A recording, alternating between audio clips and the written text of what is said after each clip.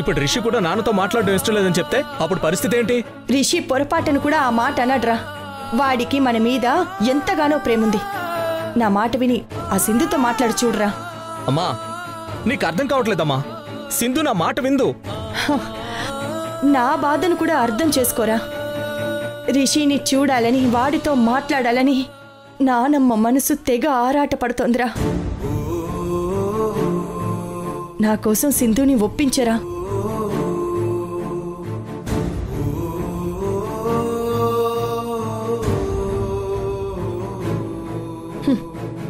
నీ పంతాలు పట్టింపులు పక్కన పెట్టి నా కోసం ఆలోచించరా. నా మనవన్ని చూడాలని వాడితో మాట్లాడాలని నా మనసు ఎంతగానో పరితపించిపోతోందిరా. నా కోసం మాట్లాడరా. తనని ఎలాగైనా ఒప్పించరా.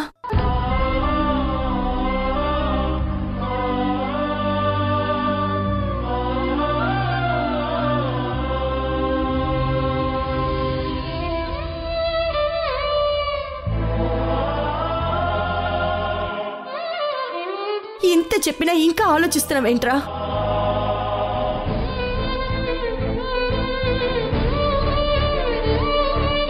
సరే అమ్మా, నీకోసం, కేవలం నీకోసమే ఆ సింధుతో మాట్లాడి చూస్తాను.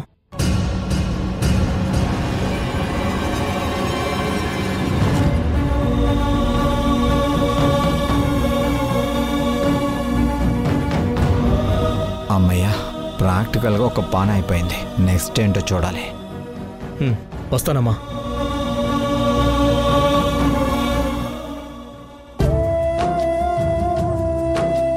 సరే మేడం, నేను కూడా వెళ్తాను.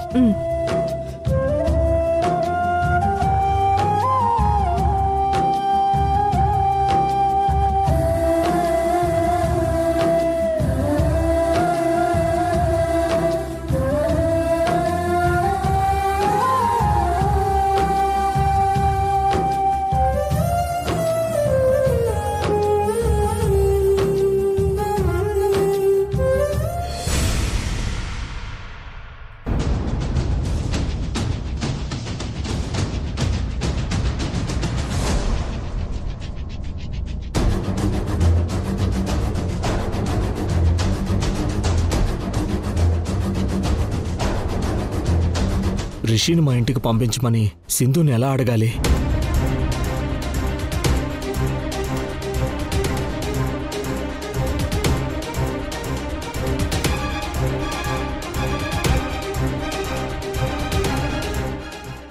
హాయ్ యష్, అదేంటి అంత టెన్షన్గా ఉన్నారు? అది ఏం లేదు. ఏంటి, నాకు చెప్పడం ఇష్టం లేదా? అవును. ఎందుకని? మీకు చెప్తే ఏది స్ట్రైట్గా సిన్సియర్గా చేయరుగా. సామధాన భేద దండోపాయాలంటూ మీ లాయర్ తెలివితేటలతో అడ్డదారుల్లో జిత్తులు మరి సలహాలు ఇస్తారని మీకు చెప్పడం ఇష్టం లేదు. యష్, మీరు నన్ను చాలా తప్పుగా అర్థం చేసుకుంటున్నారు. ప్రాబ్లం ఏదైనా ప్రాక్టికల్గా నా క్లయింట్ గెలవాలన్నదే నా అంబిషన్. అంతే తప్ప నాకు వేరే థాట్స్ ఏమి ఉండవు. సరే, అసలు ఇప్పుడు నీ టెన్షన్ ఏంటో చెప్పు. అది ఎలా సాల్వ్ చేయాలో మార్గం నేను చెప్తాను. ఇంట్లో మీరు మా అమ్మకి చెప్పిందే. నాన్నగా రిషిని కలిసే హక్కు నాకుందన్నారు కదా. అదే సింధుతో ఎలా పర్మిషన్ అడగాలో అర్థం కాక కన్ఫ్యూజ్ అవుతున్నాను. ఓ, ఇదంత ఈజీగా సాల్వ్ అయ్యే ప్రాబ్లం కాదు యష్. సింధుతో అంటే కొంచెం డిఫికల్టే, కానీ ప్రాక్టికల్గా ఆలోచిస్తే నువ్వు అడగగానే పర్మిషన్ ఇస్తుందని నేను అనుకోవడం లేదు. ఆ విషయం నాకు తెలుసు. మీరేగా ఏదో ఈజీగా అవుతుందన్నట్టు మా అమ్మ దగ్గర నాకు ఐడియా ఇచ్చారు.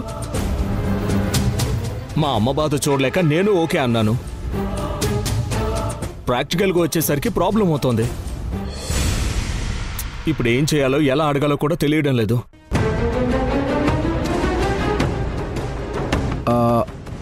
ఓకే, ఒక పని చేద్దాం. అసలు మీరు సింధుని ఎలా అడగాలనుకుంటున్నారో అది చెప్పండి. జస్ట్ ఫర్ రిహార్సల్, నేనే ఇప్పుడు సింధుని ఎలా అడగాలనుకుంటున్నారో అడగండి.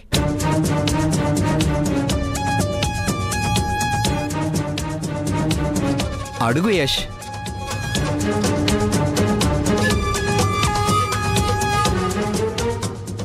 సరే. యష్,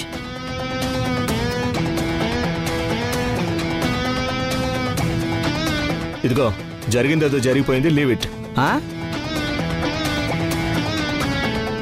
శశి నీతో రావడం ఇష్టం లేదని చెప్పింది కాబట్టే ఆ రీజన్తోనే పంపించలేదు. ఇదేంటి ఉన్నది కూడా తెగేలా మాట్లాడుతున్నాడు. యష్ యష్, ఇదిగో కూల్. నువ్వింత ఆవేశంగా అడిగితే ప్రాక్టికల్గా తను ఒప్పుకోదు. తనని కన్విన్స్ చేయాలి. నువ్వే ఆవేశపడితే ఎలా?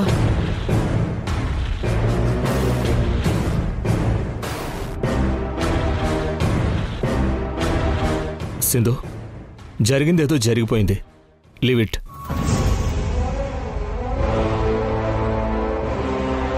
శశి నీతో రావడం ఇష్టం లేదని చెప్పింది కాబట్టే కేవలం ఆ రీజన్తోనే నీతో పంపించలేకపోయాను. యష్, ఇదే ఫ్లో ప్రాక్టికల్గా వర్కౌట్ అయిపోతుంది. కానీ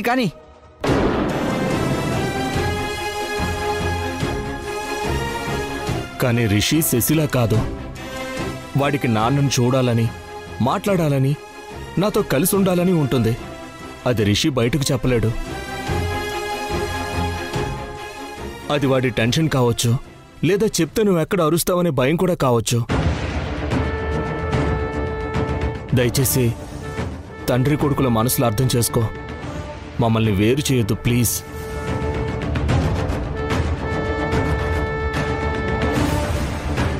కోర్టు తీర్పు ప్రకారం వారంలో ఓ రోజు నేను రిషిని కలవచ్చు కాబట్టి రిషిన్ నాతో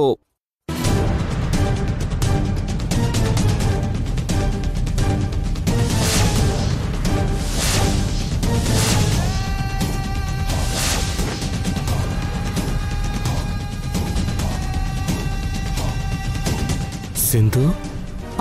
నేనే సింధుని. చెప్పు యష్, ఆగిపోయావేంటి? ఫ్లో చాలా బాగుంది, కంటిన్యూ చెయ్యి. సింధు. యష్, నేనే సింధు అనుకో, ఫీల్ అవ్వు, అలాగే చెప్పు. సూపర్గా చెప్తున్నావు, కంటిన్యూ చెయ్యి.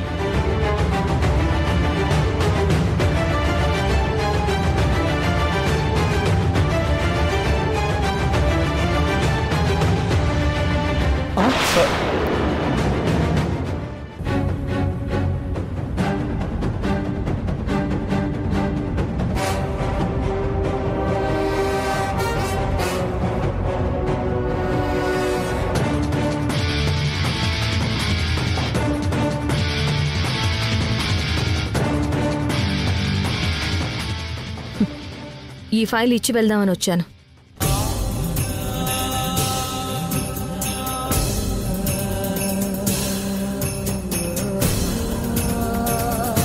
సింధు,